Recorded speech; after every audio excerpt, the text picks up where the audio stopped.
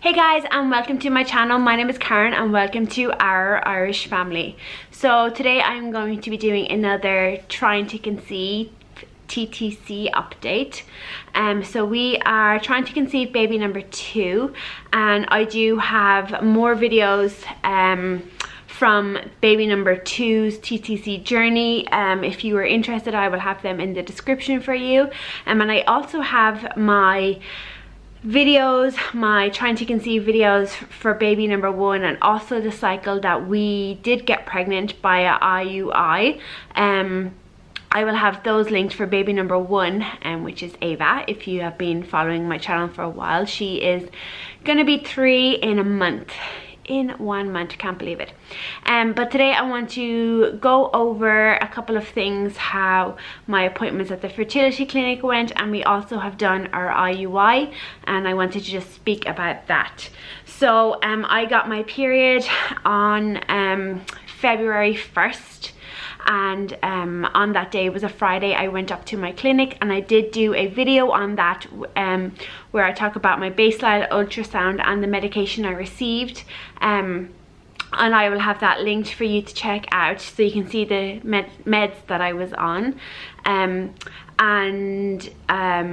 That was on cycle day 1. I did that, and they asked me to come back 6 days later, so Wednesday the 6th. So I brought Robert with me, and basically they had advised me to bring Robert because depending on how that ultrasound went for the follicle checking, Robert was going to possibly need to get bloods done.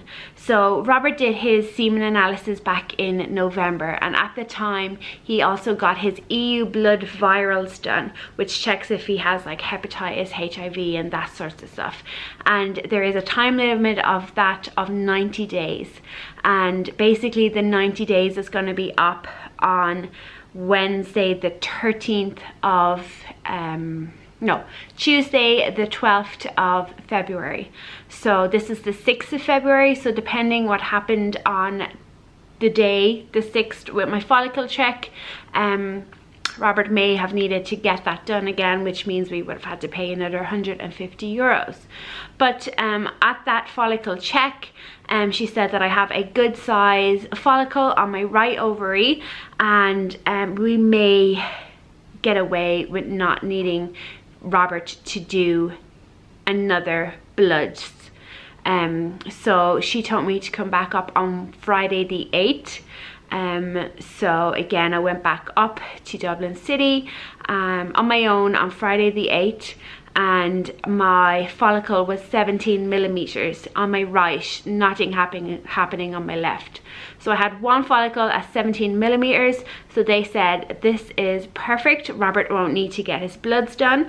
We are going to do our trigger shot on Saturday and then come in on Monday to do the IUI. So that's exactly what I done.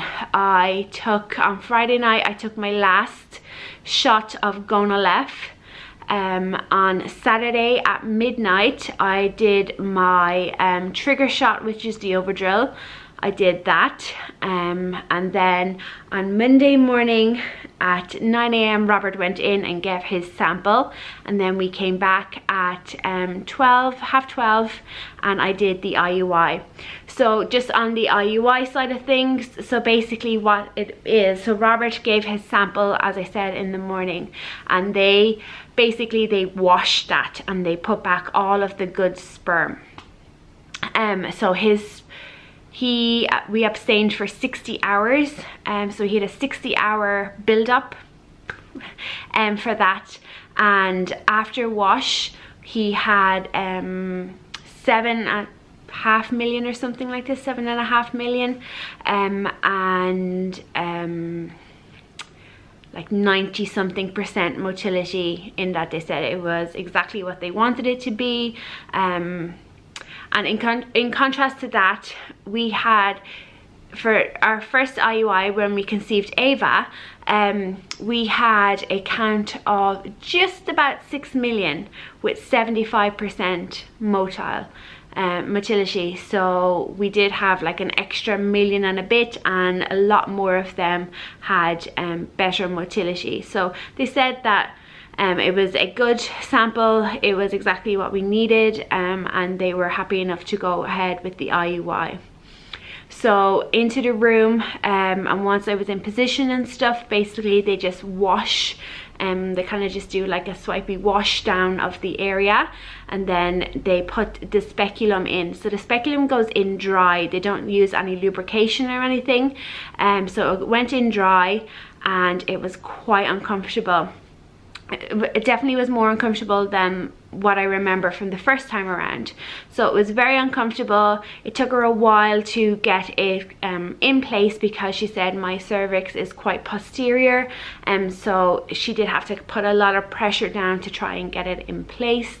Again, when it is in place, they do like they swab and wash down the inside to make sure everything is good to go in there, and then basically they insert in the catheter, is it catheter? Anyways, they put it in through your cervix, and then they release the sperm, so they do that slowly. So she did that. When she was putting it in my cervix, I couldn't really feel anything. There was like a smidge of like a burn, maybe like a burn sensation. And then she put it in slowly and then removed it slowly, and she said that nothing came out, which is a good sign. Everything stayed in, and we were good to go. So she took it out, took the speculum out, took everything out, and she just said, now you lie here for a couple of minutes, take your time, get dressed in your own time. And then that was it. That is it. So I lay there for about 5 minutes. I was bursting to go to the toilet, so 5 minutes is the most I could lay there. Got up, got dressed, we went home.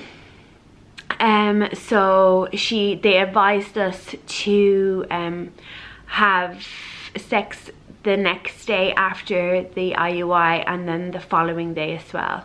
So the day of the IUI we did the IUI, and then the next day and the next day after that. So the 2 next days we had to have intercourse at home ourselves, just so everything stays topped up.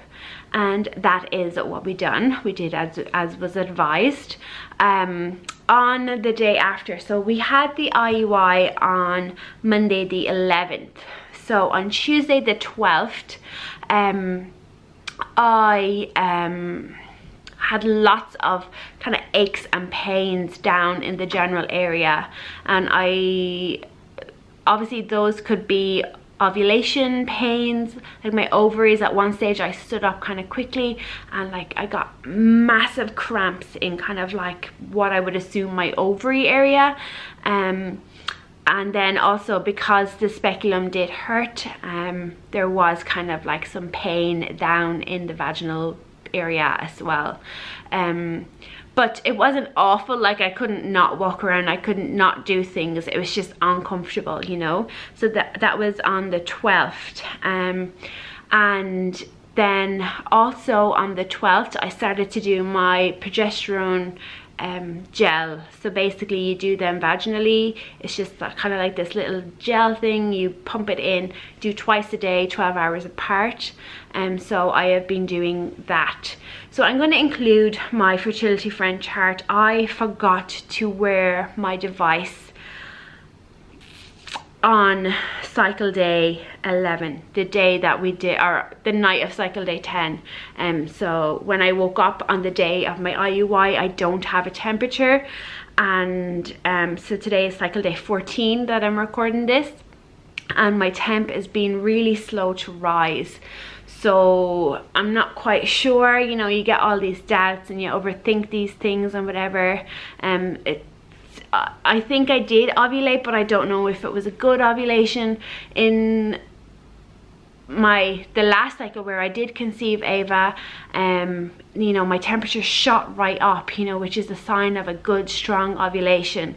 But in recent months, when I've been tracking my ovulation since October or November, or even maybe even a couple of months before that, and what I've noticed is that I get 2 or 3 days where it's kind of like a gradual rise, and then it will kind of shoot up to 98 pints, whatever, you know.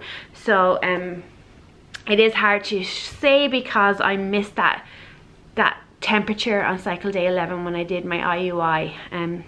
So yeah, I do think it happened today. I woke up this morning and I saw that it was only like 97.88, and I was like fretting about it a bit, so I did go and buy a cheap pregnancy test. So basically when you do your overdrill, which they call a trigger shot, before the 36 hours before you do your IUI, and basically that releases the pregnancy hormone into you. So if you take a pregnancy test, it will show that you are pregnant. So to kind of reassure myself that that trigger shot did get into my system, I took a pregnancy test this morning, and there was a slight line. So it would have been 5 days past my trigger shot, and there was a little bit of a line, but it was like a €1.50 double pack of pregnancy tests. So I'm not sure the sensitivity of them or whatever, but you know, it did kind of just reassure me a little bit that I did have the trigger shot in my system, which means technically I should have ovulated. So I won't know until like tomorrow or the next day whether that temperature keeps rising. We can only hope and pray and have our fingers crossed right now. It is Valentine's Day, February 14th today. I know a lot of people are kind of wondering why I'm putting up my videos late. You know, but this is just the way I want to do. I want to give myself like a good month, a good cycle of time in between my video updates. So realistically you're only, you know, like a cycle behind me. So you know, it's not like, to most people they're like, hold on, it's been 3 months now, like you should have had 3 months of periods. But that's not how my body works. My body doesn't work like that. Like I've only had a month realistically. So that is it. I hope everything made sense. If you have any questions, please do leave them below, and I will answer them there for you. Any questions at all about the IUI, anything I've mentioned that you don't know what it is, do leave that down in the comment section. Give this video a thumbs up if you've enjoyed it. Subscribe if you are new, and I will talk to you in my next one. Bye.